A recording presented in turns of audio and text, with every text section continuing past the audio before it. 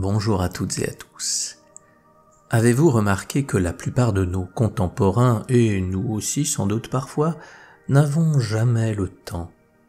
Vous parlez à quelqu'un de la prière, de la méditation, de la contemplation. Il vous répondra « Oh, certainement que oui, le sujet l'intéresse, mais malheureusement, il n'a pas le temps. Trop de soucis, trop de préoccupations, trop d'engagement, un travail qui lui prend tout son temps et son énergie. Et quand vient le temps de la prière ou du travail sur soi, eh bien, on n'a plus l'énergie ou plus le temps pour cela. Vous l'avez constaté, n'est-ce pas? Je peux le comprendre, en effet. C'est pour cela que je voulais vous parler aujourd'hui d'un moment que même ceux qui n'ont pas le temps doivent trouver. Il s'agit du repas. Et oui, même les personnes ultra surbookées, qui n'ont pas une seconde à eux, doivent prendre du temps pour manger. Le repas est un moment sacré. Jésus, au cours de la scène, a consacré le pain et le vin. Il a fait cela lors d'un repas. Et si Jésus a agi ainsi, et à ce moment précis, c'est qu'il y a forcément une grande sagesse à découvrir. Ici, je ne vais pas vous parler de nutrition d'un point de vue technique. Je pense qu'à l'heure actuelle, il est suffisamment connu que notre nourriture a un impact sur notre santé. Si le sujet vous intéresse, vous trouverez pléthore de vidéos ou livres sur le sujet qui vous donneront beaucoup d'informations très précieuses. Vous savez donc, bien entendu, que si vous mangez McDo tous les jours, votre santé finira par péricliter. Pourtant, cet aspect de la qualité de la nourriture est secondaire. Je ne dis pas qu'il ne faut pas s'en préoccuper, bien au contraire, je dis juste qu'il n'est pas la priorité. Certaines personnes qui mangent très sain, équilibré et des aliments de qualité tombent tout de même malades. Il y a donc un aspect bien plus important dans la nourriture que le niveau technique, matériel. Dans la scène, Jésus fait du repas un acte sacré. Il a choisi ce moment précis où l'on se nourrit pour le faire. Un repas peut donc être bien plus qu'un simple moment où l'on fait entrer des aliments dans notre corps. Bien sûr, pour une majorité, ce discours va vous paraître un peu fou. Manger, c'est un moment de plaisir et de convivialité, pointe à la ligne. Et pourtant, il est bien plus que cela. D'ailleurs, vous vous êtes très certainement rendu compte qu'en fonction de l'état d'esprit dans lequel vous preniez votre repas, votre comportement pouvait changer du tout au tout. Mangez un midi dans un état de stress très rapidement en avalant après une ou deux bouchées et vous verrez que toute l'après-midi, vous vous sentez énervé, que quelque chose s'agite en vous et vous n'arrivez pas à vous concentrer. Tout au contraire, si vous mangez dans le calme, en faisant de ce moment une source d'apaisement, vous vous sentirez bien plus apte à résoudre des soucis parfois très compliqués. Le repas est donc une fondation pour l'édification de votre vie. Et comme le dit Jésus, l'homme est insensé s'il construit sa maison sur le sable. Si vous construisez votre existence sur des repas pris sans conscience, à la va-vite, dans le stress, vous êtes l'homme dont parle Jésus. Et pour en revenir à ce que je vous disais au début de la vidéo, sur les personnes qui n'ont jamais le temps pour méditer ou prier, elles en ont toutes pour manger. Le repas peut donc devenir comme une prière, à l'image d'un acte sacré. Le repas est une véritable science à lui tout seul. Je pourrais vous en parler des jours entiers. Mais je vais commencer par la base. Et si le sujet vous intéresse, je continuerai. Donc n'hésitez pas à me le dire. En premier lieu, avant de commencer un repas, mettez autant que faire se peut de côté vos soucis et vos problèmes. Vous les reprendrez ensuite.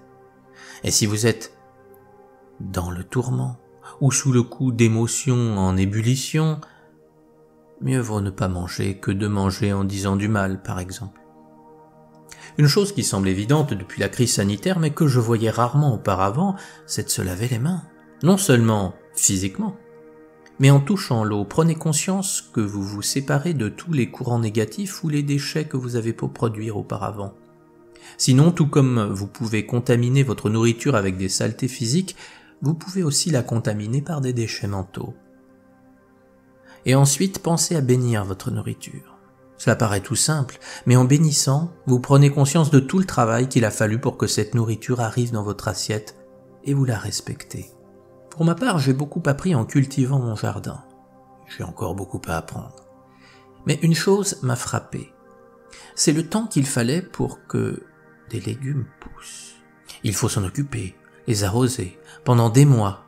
Et en quelques secondes, si l'on n'y prend pas garde, ils disparaissent dans notre bouche dans la plus totale indifférence. Eh bien non. Il est important d'avoir du respect pour tout ce que nous mangeons, ainsi que pour ceux qui ont préparé cette nourriture. Si je devais illustrer mon propos, je vous demanderais d'imaginer que vous soyez invité à une grande réception. Comme c'est une grande soirée, vous vous êtes préparé afin d'être très élégant. Vous êtes sur votre 31, comme on disait autrefois. Mais voilà que la personne qui vous ouvre la porte ne vous regarde pas, discute avec quelqu'un d'autre sur son téléphone, puis grossièrement vous demande de la suivre et vous place dans un coin sans vous présenter à personne. Comment vous sentiriez-vous ? Seriez-vous bien disposé, après un tel accueil, à donner le meilleur de vous-même ? Bien sûr que non. Vous seriez outré, après tous les efforts que vous avez faits, de constater un tel irrespect. Eh bien, imaginez maintenant que pour la nourriture, ce soit la même chose. Lorsque le repas est prêt, la nourriture est comme vous à cette fête. Depuis des mois et des mois, elle a grandi afin d'intégrer votre corps. Là, après bien des préparations, elle est enfin dans votre assiette et pour cette nourriture, c'est le moment de consécration de toute son existence. Et que se passe-t-il ? Personne ne lui dit bonjour, personne ne la salue. Elle est vite expédiée dans l'estomac en quelques secondes, si ce n'est dixièmes de seconde. Alors qu'elle avait préparé une chanson, un poème, qu'elle avait même l'intention de vous révéler des secrets à propos d'elle, aucun respect ne lui est témoigné. Alors la prochaine fois que vous allez manger, pensez que votre bénédiction c'est le minimum. C'est aussi basique que de dire bonjour et bienvenue à quelqu'un qui vous rend visite. Et ensuite, quand cette nourriture se met à chanter dans votre bouche, quand elle récite toute son histoire, prenez le temps de l'écouter. Mâchez-la, écoutez-la vous raconter tout ce qu'elle a à vous dire. Ne la laissez pas partir, c'est elle qui choisira toute seule de se rendre dans l'estomac une fois que vous l'aurez assez mâché. Si la nourriture peut vous apporter la vie et la santé, c'est avant tout car Dieu l'a lui-même bénie. Alors quand vous mangez, écoutez les bénédictions de Dieu qui vous sont adressées. Bien sûr, si vous mangez machinalement depuis des années sans avoir la moindre attention pour votre repas, il vous sera sans doute impossible de changer votre façon de faire tout de suite. Alors, faites simplement ceci. Bénissez votre nourriture avant la première bouchée et tâchez que votre première bouchée soit parfaite. Mâchez en respectant ce que vous mangez jusqu'à ce que tout ce qui se trouve dans votre bouche disparaisse. Juste une bouchée. Et vous verrez combien votre repas sera différent.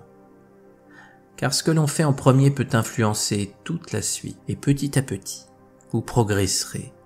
Et un jour, vous aurez un repas complet dans le plus grand respect. Celui-ci créera en vous des conditions fabuleuses. Vous découvrirez combien des problèmes insolubles vous semblent d'une évidence enfantine. Vous verrez combien vos émotions incontrôlables seront désormais à votre service. Vous sentirez des soucis de santé se résoudre d'eux-mêmes et bien d'autres choses encore. J'espère sincèrement que vous commencerez par cette première bouchée et que vous découvrirez combien le sens de la phrase de Jésus est primordial. Celui qui mange ma chair et boit mon sang aura la vie éternelle.